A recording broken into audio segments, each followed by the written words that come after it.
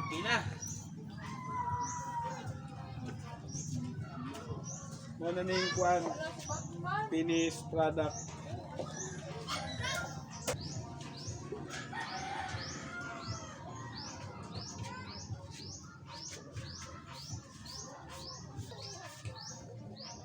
Hindi ang atong gamit kuan karton kay wala tay kapalit og tela.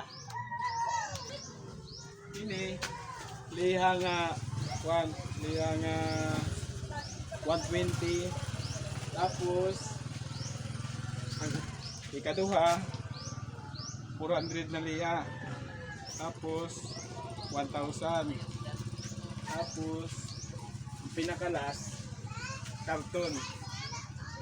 Ay kapalit og kuan mga mga para gid sa stainless. Pero kung Swerte na lang. ayaw gid mo pagtrabaho, makuha gid nimo ang sakto nga proseso. Mo na ni guys.